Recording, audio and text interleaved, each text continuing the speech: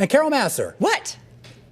Jeez, guys. Most stocks, I know, wow, she's really on it today. Well, Alix. The market's holding up. But look, we're only down 0.4% in the S&P. We should point out the NASDAQ taking it a lot harder here on the day. But we should point out, at least in the S&P, the majority of stocks, Carol Massar, are in the green. Yeah, which is what I always like to go to, right? Like we have these major indices, it's one number, but if you dig a little bit deeper, I was going to go, Alix, I've heard about your gambling problem.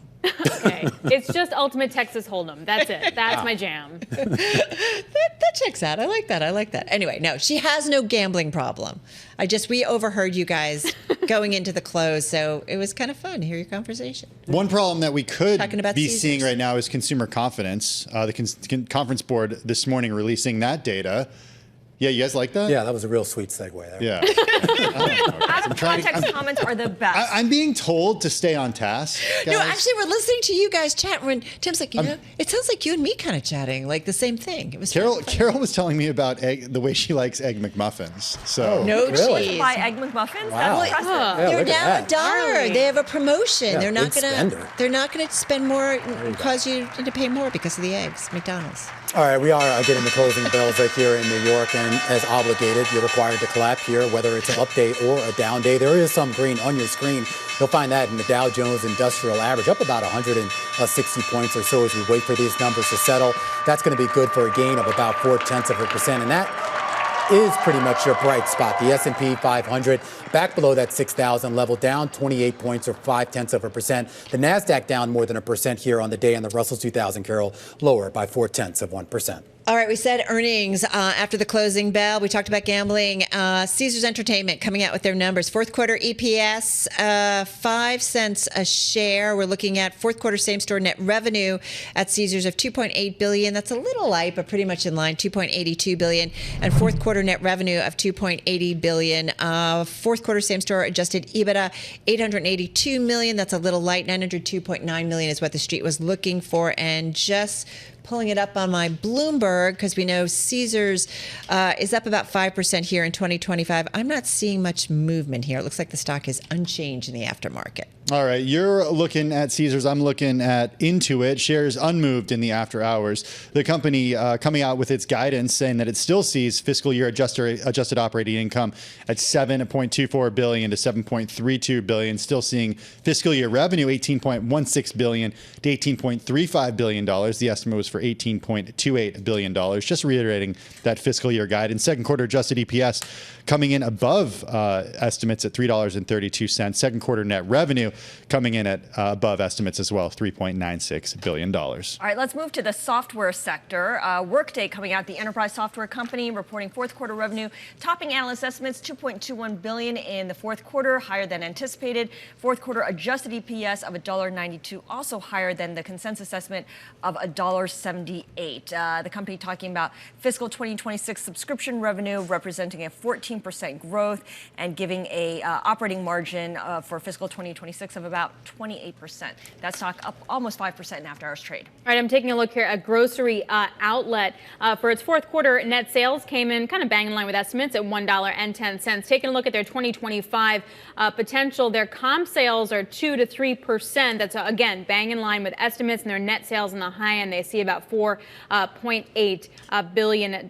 So relatively solid when it comes to Grocery Outlet, but that stock is down by about 5%. I was trying to look through the release just to see if there's anything about, say, egg prices, inflation. I haven't been able to find that yet, but they do talk about key strategic initiatives that they're taking to help their foundation and future growth. I'm looking for the same thing out of Jack in the Box. Not quite seeing it here, but the main headline on that company, the fast food chain, out with earnings, and also saying that its CEO plans to depart. CEO Darren Harris has apparently accepted a position outside of the company. He has resigned. The CFO will be in place as the interim CEO as a search for a permanent CEO. As for the earnings themselves, the company basically says that in the first quarter, it did see operating EPS of about $1.92 a share. That is a beat. Street was looking for $1.70. The company also saying here that on restaurant level margins also came in well above street estimates at about 23.2%. Street was looking for roughly about 20%, guys. All right, off to Instacart I go, and you can see this stock already down a bunch in the aftermarket. Let's go to the outlook. Sees first quarter adjusted EBITDA EBITDA of $220 million to $230 million. The estimate on the street was above all of that, $237.1 million. You're seeing Instacart down about 6%. Also sees first quarter gross transaction value $9 billion to $9.15 billion. Just going back to the fourth quarter, so the last quarter, fourth quarter adjusted EBITDA of $252 million. That is above the street estimate of $239.6 million. Fourth quarter total revenue, that's a little light, $883 million versus an estimate of $890.9 million. And then again, fourth quarter orders, again, looking backwards, $77.5 million. That is above the street estimate of $75.9. But nonetheless, the outlook is why his stock is down 6% in the aftermarket. Digging into the fourth quarter 2024 shareholder letter for Instacart, the company is saying that online grocery is outpacing in-store grocery growth by more than 3x, making this a pivotal moment for grocers to compete digitally. With high fixed costs and low operating margins, winning a point of share can drive incremental profit dollars and margin expansion for grocers. But the vast majority of grocers don't have the tech, time, or resources to adapt alone. They need an ally.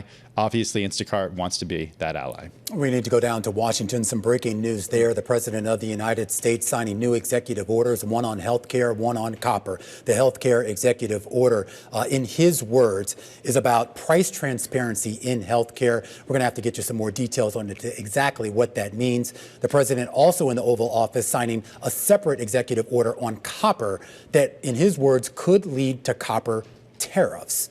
And Trump, in his words, saying that the copper order will have a big impact. We'll have to keep an eye on that. Of course, right now, the main spot markets for copper are closed. But of course, once that opens, we'll see if there's movement there, guys. Yeah, looking at the futures market, we are seeing some movement on that. Just real quick, First Solar, they're coming in. They're missing their estimates for the fourth quarter, coming in $3.65 a share. Their net sales, though, a little better than estimated, coming in at $1.51 billion.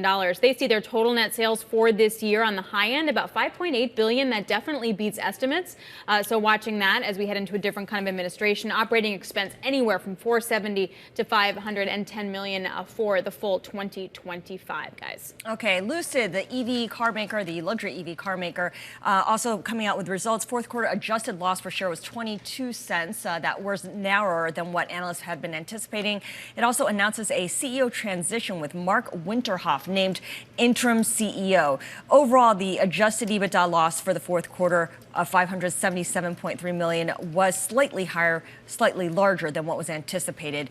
In terms of the outlook, we're just getting bits and pieces here. 2025 production will be about 20,000 vehicles. Again, this is Lucid. The stock currently up almost 11% in after-hours trade. All right, I do want to go back to those executive orders that President Trump is signing right now in the Oval Office, and specifically the one on copper. I'm not exactly clear what the impetus for this is, but he's basically saying that this will effectively launch a Commerce Department investigation that could lead to tariffs on copper. And I guess I am curious as to how this folds in with some of the other tariff announcements or pronouncements that he's made so far on some of the other commodities out there. Yeah, he talks about it being a probe into derivative imports for copper. So I wonder if it's very targeted. But look, if you're going to tax copper, steel, and aluminum, how are you going to build anything? I mean, everything's just going to be really expensive to then import and build. I guess the whole idea is to use American-produced materials, right? But Alex, I mean, you know this world so much better than I do.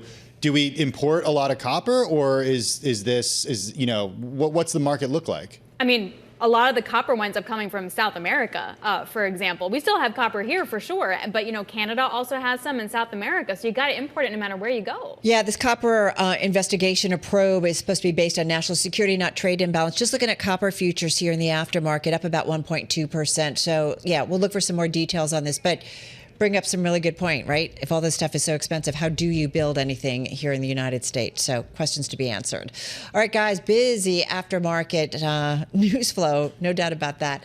Our cross-platform on radio, TV, YouTube, and of course, Bloomberg Originals. We call it the closing bell